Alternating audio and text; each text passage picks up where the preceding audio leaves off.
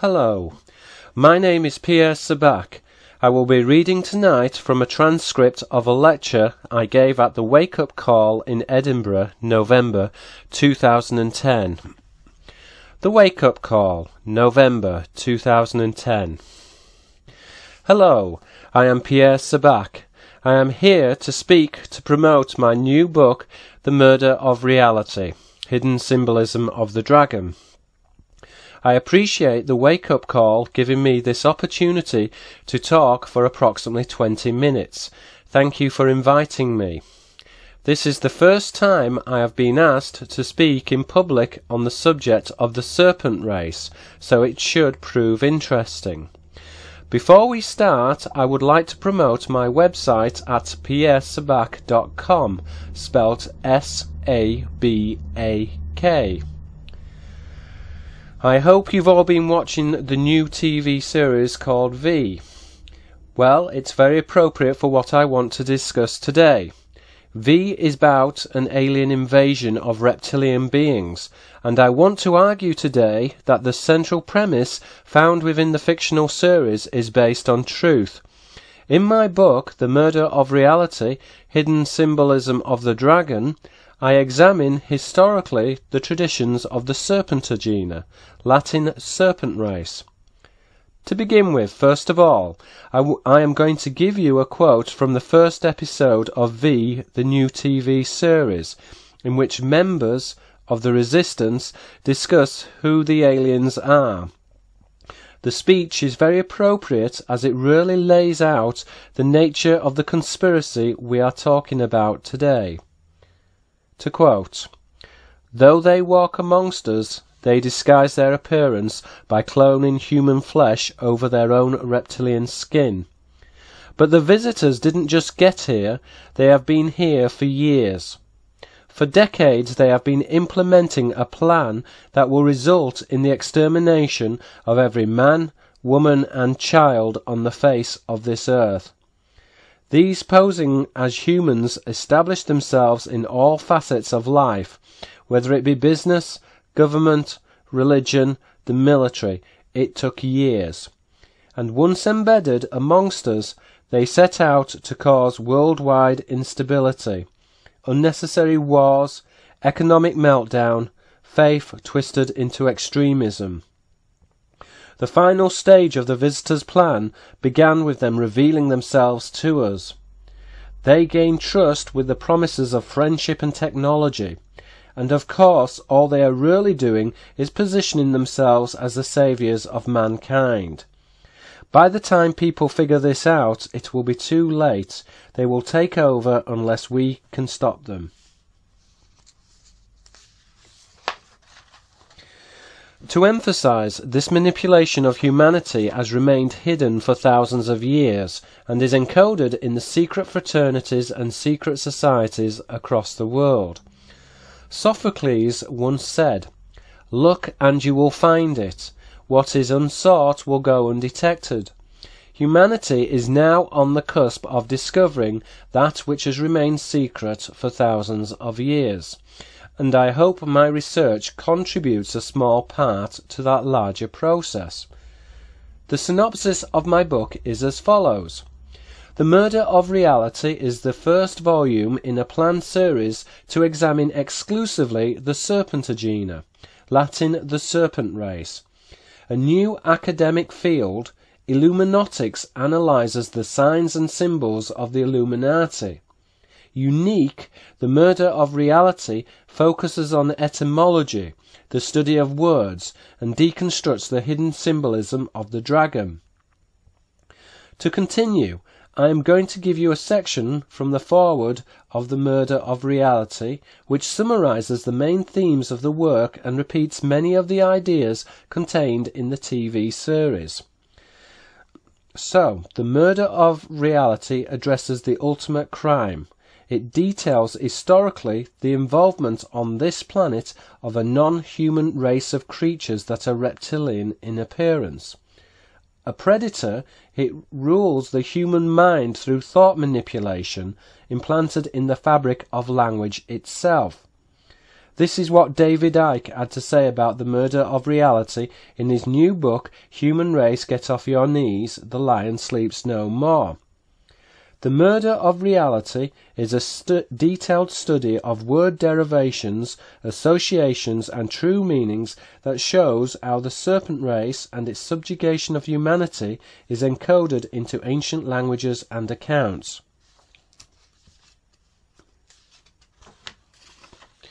The sci-fi author and philosopher Philip K. Dick defined the nature and control of language with these words. The basic tool for the manipulation of reality is the manipulation of words. If you can control the meaning of words, you can control the people who must use the words. The central premise of my book, The Murder of Reality, is that the serpentagena has inserted itself through the manipulation and control of language, and it is an idea which resonates throughout my research. As this is only a 20-minute talk, I have highlighted the key themes the murder of reality covers. There are approximately 15 listed. I will then go over a couple of important concepts in detail before closing this talk. The topic areas examined in the murder of reality are as follows. Number 1, Serpentagena, the serpent race. Number 2, Illuminatics, the study of the Illuminati. Number 3, Malach, the Hebrew word for an angel. Number 4, Sabaoth, the angelic host. Number 5, dragons and shapeshifters. Number 6, Nephilim and the Orion connection compared to Adam, also from Orion. Number 7, Anas, Dagon and the Nommo. Number 8, Atlantis. Number 9, Wuju al-Quran, the use of homonyms within the Quran, literally the forgotten recitation. Number 10, the offspring of the dragon, Latin the Anguagena and the Theban priesthood. Number 11, laughing angels, reapers and reptiles. Number 12, relationship between Cyrus and the Pleiades, including the angelic wars and Orion.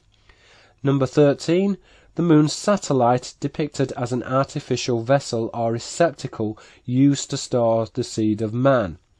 Number 14, the priesthood of Jupiter. Number 15, menstrual fish, hairy angels and the human angelic line. In this example, hair or menstrual blood is used to represent the mammal or human lineage. I am now going to examine in detail some of these word connections, particularly with regards to the Nephilim. As I don't have a projector, this section could be a little difficult to follow. Please listen carefully, as the points I wish to make are very complex. In the first section, I will concentrate on the Nephilim and their origins from Orion. In the second part, I will elaborate on the political partition between man and angel. To begin with, we are going to look at the Book of Enoch, an apocryphal account of the fallen angels. The Book of Enoch was written between the dates 88 BC and AD 154. To quote, "The Nephilim shall be called evil spirits when they come to live on the earth. Evil spirits shall exude from their flesh, because they were created from a mixture of mankind and the watchers who fly above." In the Hebrew tradition, Eve's descendants are the ancestors of the Nephilim, a race translated from the verbal adjective naphal to fall, i.e. the fallen ones. Naphal is transferred into Arabic as hafa, fallen, denoting the serpent Ava. This spawn is created from the sons of gods and the daughters of men. Clarification on the Nephilim's ancestry is elaborated in the biblical book of Genesis, chapter 6, verse 1 to 4. To quote, "When men began to increase in numbers on the earth, and daughters were born to them, the sons of God saw that the daughters of men were beautiful, and they married any of them they chose. The Nephilim were on the earth in those days, and also afterwards, when the sons of God went to the daughters of men and had children by them. They were the heroes of old, men of renown." Philologically, Nephil, denoting the fallen, specify Nephil, a giant, a word cognate with the Aramaic name Nephilia, denoting the star constellation Orion. In the book of Numbers 13:33, the Nephilim, Hebrew fallen, are called the children of Anak, plural the Anakim. According to Signet Hebrew English Dictionary, the word for giant is Anak and appears in the modern Hebrew adjective as Anaki, gigantic. The use of Anaki is cryptic and proposes a child whose origins are sourced from the stars. Anaki is translated into Greek as Titan, a giant, a race conceived from heaven and earth. The word Anaki is used in Hebrew as a code word identified with the Hebrew homonym Gibor, giant, and possesses the additional meaning Orion. Of particular relevance, the appellation Gibor, giant, connotes the mythical race, the Gibborim, otherwise the Anaki, gigantic, esoteric of the children of heaven, e.g. Orion. Classical accounts record the divine offspring of the Gibborim or Anaki as the demigod Titan, a race described as gigantic. The Semitic word Anaki, alternatively Gibborim, is translated into Greek as the demigod Titan, a name catalogued with the fallen serpent Satan, the adversary or an opponent, Greek Tatan. Like its predecessor, the Nephilim, the progeny of the Titan, originates from the children of Uranus, the god of heaven, and Gaia, the goddess of the earth, whose ancestry derives from the goddess Chaos, a demarcation of a fallen angel, the Shaitani, embodied as a dragon or snake. In the original Greek, Orion is a pun on Orion, seaman, represented as Orion's belt, denoting human angelic intercourse. At this juncture, I am going to quickly summarize my second point I wish to make in relation to the division between man and angel marked by the institution of government sanctioned through the monarchical bloodline. To reiterate, the Titan is deemed as royal, an idea symmetrical with the offspring of Anak. The status Anaki informs the Phoenician word Anak, a prince, transliterated into Greek as Anax. This bloodline is correlated in Greek with Anarchia, anarchy, from anarchos, without a chief or ruler, implicit of the usurpation of the human bloodline. Further, conflict between the angels and man is personified as Tatan, Hebrew Satan, an adversary, a name mirrored in the Semitic language with Shilton, government. Theoretically, the political party system noted as bipartisan or oppositional is likened or conceived in the image of Satan. Division between the two houses, upper and lower, is mediated through the royal bloodline of the Sultan, traced from the genealogy of the Shaitani, plural Satan. For further details on the Nephilim, Anarchy and Titan, please refer to The Murder of Reality. The ideas contained within my book emphasize an ancient belief in aliens and their relationships with mortals, characterized through conflict attributed to the human angelic line. It is an idea found in all of the mystery schools and is encoded in the symbolism of our institutions, governments, and even religions. To use the quote from the TV series V, "Once embedded amongst us, they set out to cause worldwide instability, unnecessary wars, economic meltdown, faith twisted into extremism." The problem of manufactured chaos ascribed to the fallen angel, technically a dragon, is cited in the following extract from The Murder of Reality. In a war situation, people have always adopted a them and us mentality. What humanity has failed to consider is that the them and us may not actually be human. The idea of alien infiltration into human society, culture and language is implanted universally in the corporate and political world, and is a profound idea which I will leave with the audience today. Before going, I would like to give you a quick summary of the projects I am currently working on. I was a guest this year, 2010, on the radio broadcast ConsciousMediaNetwork.com. Regina, the host, described the murder of reality in her introduction to the show. She said, "Pierre has discovered that what we commonly call conspiracies are in fact truths that are deeply encoded within the world's languages and symbols. These words and symbols reach into every major institution, from banking to politics to religion, and are constructed to limit the consciousness of humanity and limit our access to genuine knowledge." I have already talked about symbols of the dragon on Red Ice Radio, October 2010, and will shortly be appearing in December 2010 for another 2-hour slot discussing the Nazir priesthood and its connection with the planet Mars. If you haven't already checked out my interview with Enric, please visit his website at redice.com. I am currently writing and illustrating Codex and Riddles, a book which shows the reader how to deconstruct the symbols of the Illuminati, which should be out hopefully spring of 2011. I am also writing the follow-up to the Murder of Reality Shapeshifter, and will also be working on a documentary, The Court of the Dragon, which I will be producing. If you are interested in any of these projects, please visit my website at pierresabak.com, spelt S-A-B-A-K, or Google Pierre Sabak.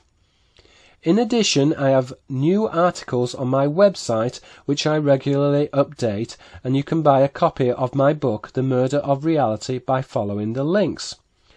To conclude, a lot of people think that V is only a story on TV. That is a common response. By denying the existence of the Serpentagina, we give them power and make ourselves impotent.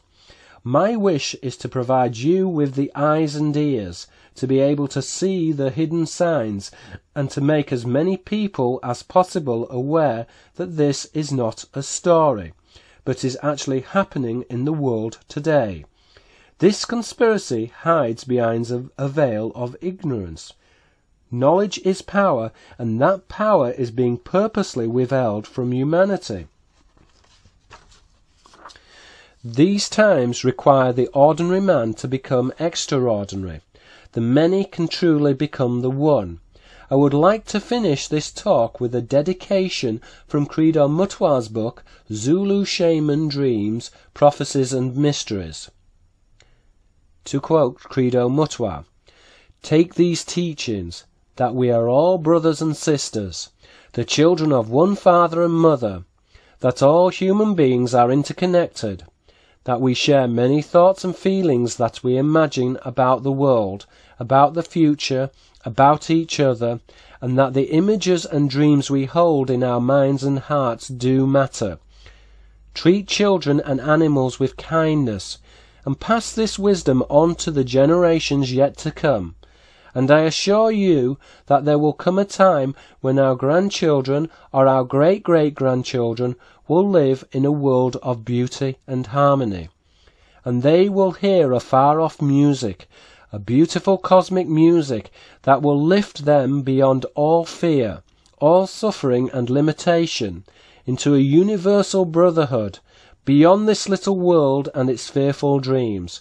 That music will draw closer and yet closer with its message of hope and becoming. That music is the song of the stars.